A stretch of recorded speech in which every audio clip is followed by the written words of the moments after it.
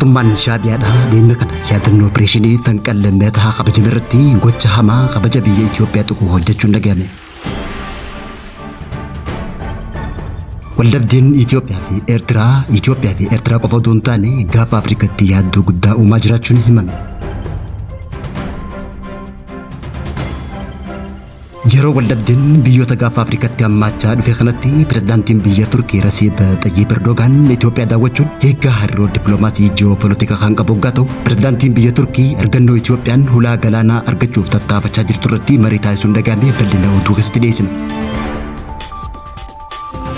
داوتو تافي هورتوفتو لمي ميديا لكن كان بك جرت مرت سنادقبو خنين امس دغي سفن كفوتو لمي ميديا تي اما بلنا ودوسنتي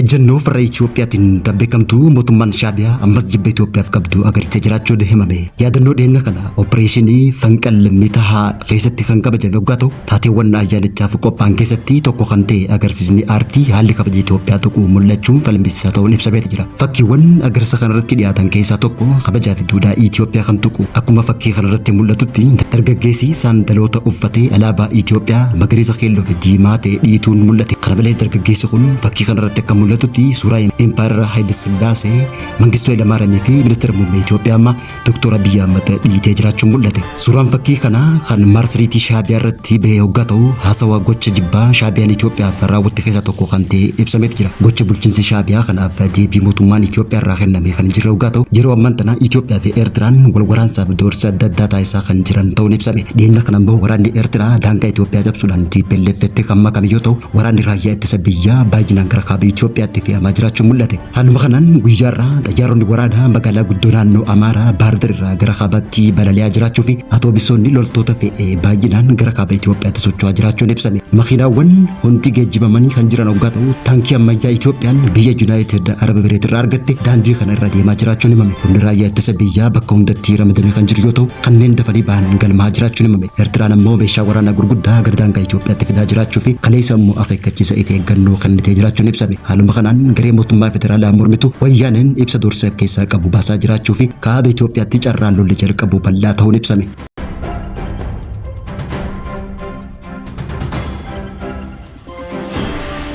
يادون ورانا دانغا اثيوبيا في ايرترا تيمودتي هريرو دبلوماسي اثيوبيا في ايرترا تربا مراسه دربرني فما تاخنو فغاتو اما غير ولدبدي ورانا دچو ساتين بلا ورانا غاف افريكا تخاسون سوداچ ساتو نبسبي كيسمتو يوتا مراسه دبران كيستي وران بيو تلميني داندو دانغا تيدياچا جراچون غباف سوچي ميشا ورانا غرغدان دبلا دفون كنيما بغاتو اكمدينا ددا يبسنتي رايا دتبيا اثيوبيا تانغي في ميشا ورانا فغينيا ديرا برلو دندو دبلتي سوچي بلا غرقوتا كابياتي كيسمتو كلتي غردانغا ايرترا تيسون نملا جراچون هالمر فكاتون وراني ايرترا لكويسو جتوتا ناندو تانغتي باجيسو في دلات الساج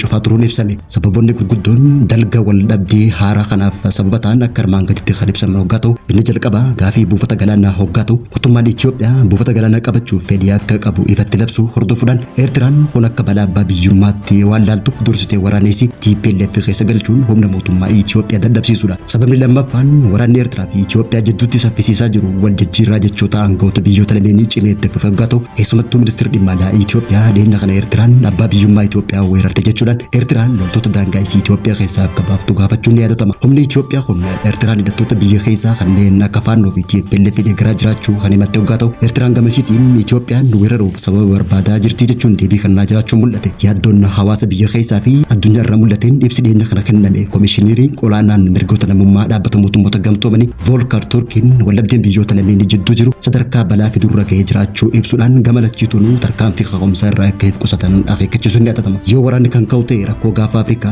خندرانو ولدبدي في غوغين ساف ميدمي همتا كدي مخن همامي في هنغمت دكاسني بيجو تلمين جدو تجلقبي فالي فتخن جيرتو نبسمي يرو امن تناغرو همدو دي وران بيجو تلميني دانغر ترغمون حالهم غرلات گيسوف چرا بلا او ماجراچو ساتي تتافي دبلوماسي يو چمي مني دانچ غر وران افريكا تببلچو اكدندوس جادون جراچو نمامي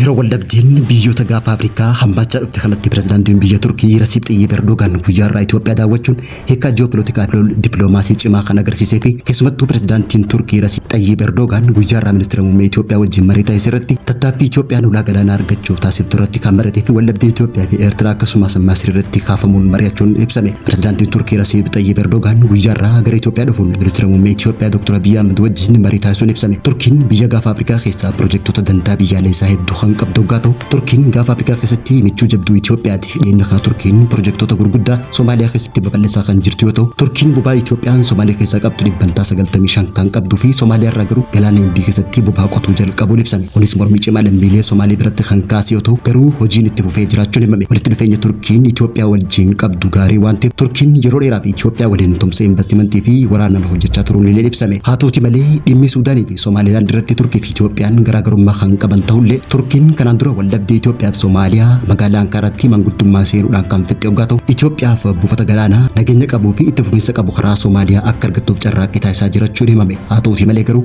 Itoophiyaan carraa ulaa galaanaa akka argattuuf ni hojjetti haa ja'amu malee lafarra harkifannaan Itoophiyaan ulaa galaanaa argattu Turkii biratti mudachuun ibsame. Daawwannaan pirezidaantichaa inni guddaan dhimma buufata galaanaa Itoophiyaa karaa Soomaaliyaa irratti xiyyeeffachuuf akka ta'ee fi akkasumallee waraana Suudaan irratti kan xiyyeeffate ta'uun ibsame. Haaluma wal fakkaatuun dhimma Suudaan hiikuuf Alburaanii Alfashaagii fi sochii farra Itoophiyaa Shaabiyaa Masrii fi Wahaabii fi humnoota biroo waliin taasisaa jiru dhaabbachuu akka qabu ejjennoo jedhuun mariin kun kan taasifame fi Itoophiyaan ji'oopolitika galaana Diimaa fi galoo galaana Adan naannicha keessatti dhiibbaa guddaa kan qabdu ta'ullee ibsame. Biyyoonni hedduun dhimmoota naannichaa keessa jiran hedduu irratti Itoophiyaa waliin mari'achuu eegaluun ibsameeti jira. Itoophiyaan buufata galaanaa karaa Soomaaliyaa barbaaddi carraa argachuu isii waraqaa irratti mallattaa'ee hojiirra kan ooluu fi gama biraatiin ammoo humnaa fi filannoo dippiloomaasii hunda qabattee galaana Diimaa isii deebifachuudhaaf dirree seentee jiraachuu mul'ate. Itoophiyaan amma sagalee isii dhageessuu eegalteen galaana Diimaa irraa hanga galaana Hindii fi galaana Gurraachaatti illee mariin jalqabamee jiraachuun himame.